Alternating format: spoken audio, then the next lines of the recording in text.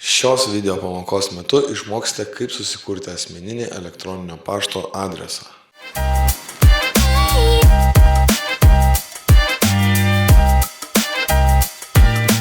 Šioje platformoje sukūrę asmeninę elektroninio pašto dėžutę galėsite gauti ir siųsti laiškus į kitų vartotojų elektroninio pašto dėžutes.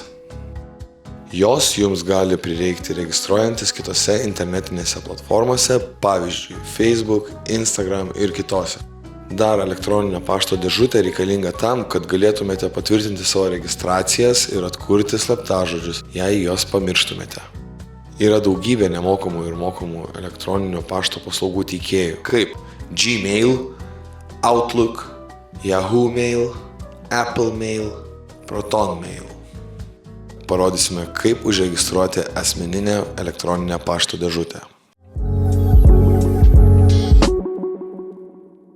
Atidarykite interneto naršyklę ir apsilankykite pasirinkto elektroninio pašto paslaugų teikėjo svetainėje. Spauskite mygtuką Sukurti paskyrą ir rinkitės asmeniniais tikslais, jei kuriate elektroninio pašto paskyrą asmeniniam naudojimui.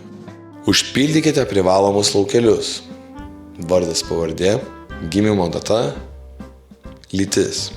Pasirinkite L-pašto adresą iš siūlomų variantų arba įrašykite savo ir patikrinkite, ar jūsų pasirinktas variantas dar nėra užimtas kitų vartotojų. Jei užimtas, rinkitės iš siūlomų.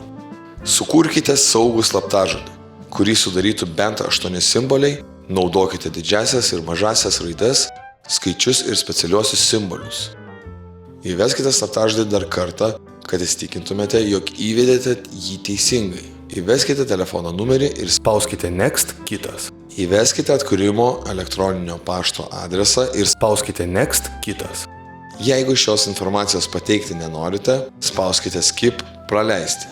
Peržiūrėkite sukurtos paskyros duomenis ir jeigu duomenis suvesti teisingai, spauskite Next, kitas. Rinkitės Express 1 žingsnio greitąją sąranką arba manual 4 žingsnių nustatymų variantą, jei norite personalizuoti paskyros nustatymus, ir spauskite Next, kitas. Patvirtinkite nustatymus paspausdami Accept All, sutinku, Confirm, patvirtinu ir Agree, sutinku.